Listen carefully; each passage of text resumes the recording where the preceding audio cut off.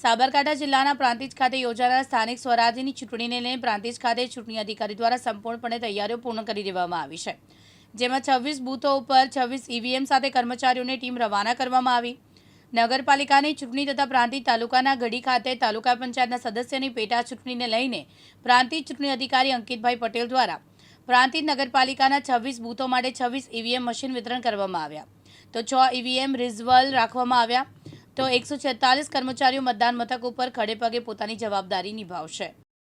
આવતીકાલે પ્રાંતિજ નગરપાલિકા સામાન્ય ચૂંટણી તારીખ 16/2/2025 ના રોજ યોજાનાર છે, જે અંતર્ગત આજે અત્રેના તાલુકા સેવા સદન ખાતેથી મતદાન મથકે જે નિમણૂક પામેલ સ્ટાફ છે એમનું ડિસ્પેચિંગ સેન્ટર ખાતેથી રવાના કરવામાં આવેલ છે.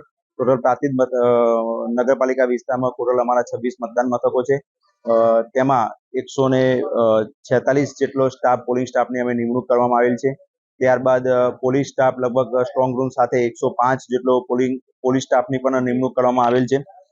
ટોટલ અમે તમામ મતદાન મથકના ઈવીએમ તૈયાર કરી અને 26 મથકના ઈવીએમ તૈયાર કરેલ છે.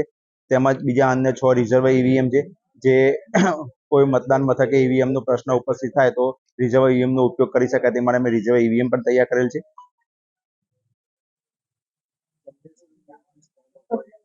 સંવેદનશીલ વિસ્તારમાં પૂરતો પોલીસ બંદોબસ્ત ફાળવવામાં આવેલ છે.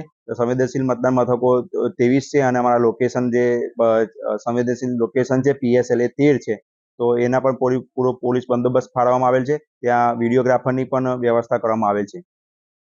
ઉમંગ રાવલ, દિવ્યાંગ ન્યૂઝ, સાબરકાંઠા.